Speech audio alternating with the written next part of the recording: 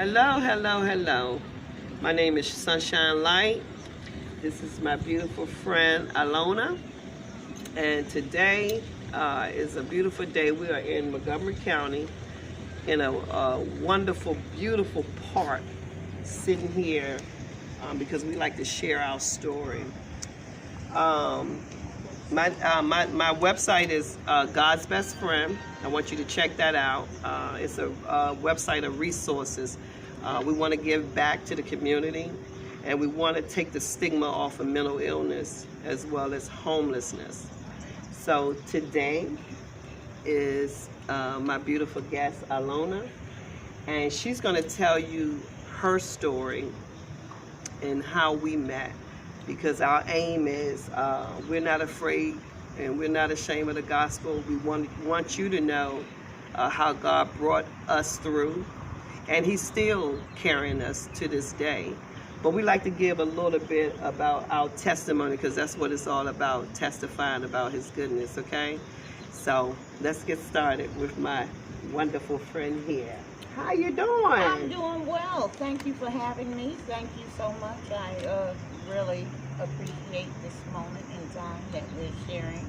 May I say you looking quite beautiful today? As you as well. Thank you. So we're gonna get started. I want to ask you some questions. So,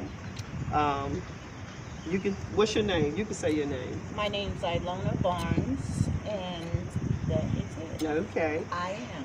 And so I want them to know, how did we meet? We met by me entering into a shelter for my peace of mind. I needed the time, so I enrolled myself into a shelter, and I had noticed on the wall one of the flyers that you had placed, and it was for Beauty for Ashes, where you take women and clothe them for an event, do their hair, fix them up, and they get to walk down the stage. There's a whole event, a day of event. So I wasn't sure whether I should attend because I was working still, and I got in touch with you, I believe, to let you know that I would be there running late, but I would be there. So I was in awe when I got there. Everything was just awesome, beautiful. You know, your brother, he's a pastor in Gaithersburg, so, and his wife. So it was just wonderful, the whole event. Yes. And I was thankful that I attended. And that pastor is from Healing and Deliverance Ministry, Pastor Bishop Paul L. Walker, and his wife, Pastor Lisa Walker. Yes. So at that time, Healing and Deliverance Ministry was presenting the show. And we'll speak about that more as we go on. So, do you mind talking about your experience at the women's shelter, in case somebody that's going through that right now or scared to go to a shelter? Do you mind giving them a little bit of that experience, how you came across the women's shelter, or why did you go there? Okay, well, I went there being in a relationship with my husband for good 30 years, and you know, there's issues that don't always seem to work out, so I needed a break, didn't know where to turn, and I said, let me go ahead and enter a shelter. And it's like, what are you doing there? I mean, it's like, you know, this is where I need to be. Come to find out, while I was there, a lot of women were entering the shelter just to get away from home, just to get a break from all the things that they were going through. So even though you have to cook and clean, well, not cook, but you know, you have to clean, you have your chores and everything. You get up, you got to be in at a certain time or out the door at a certain time.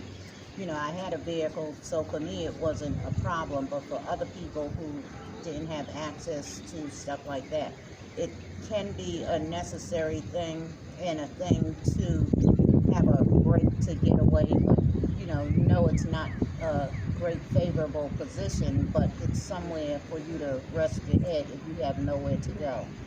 And that's what I did. Absolutely, and I thank you for that because you still have women and men to this day that is afraid to visit a shelter if they are in need of it because of the horror of information that they hear about it. But I wanted you to astound so that people know that, you know, sometimes shelters are okay. It might not be Yeah. favorable, but for your situation in the time being, it might be helpful. And it's an open door, not to cut you off, but I apologize. No, you. But it's an open door for the unknown.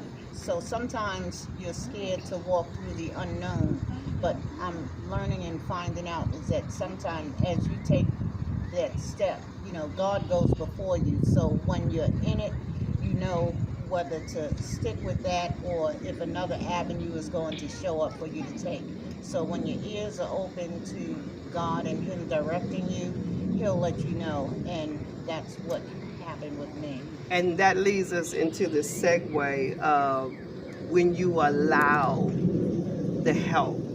You know, sometimes we're afraid, but when you allow the help, it's if you would just trust the process, most of the time it's going to turn out for your good, for your betterment, if you just trust the process. And the reason why I say that is, now we're going to talk about the beauty show.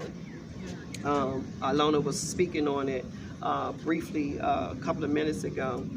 The purpose of the beauty show was I myself, and later at a later date I would tell my story, but I myself had gone through a mental challenge, and I also watched God take me to places that was unknown to me, and one of those were going to a hospital that had a mental ward.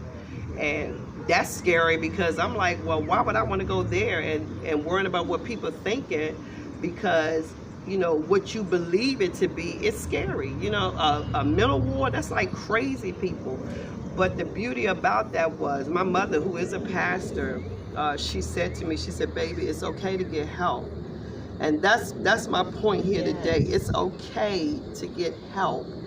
It's okay if you feel like you're breaking down or things are overwhelming and you're in a situation where you feel like you just can't cope. It's okay to get help. And so in that okay to get help, it ended up bringing me back to myself. What I found out, it was a chemical imbalance. And so the story behind that is the reason why Beauty for Ashes came about. I myself am a beautician, and when I was going through, I forgot how to do my hair. I was feeling down about myself, feeling ugly. I was like, God, I don't like what I'm seeing. But I do remember one day I was sitting at the table just like her and I are doing right now, and I heard him say to me, he said, get your hair done. And I looked at him, I'm like, get my hair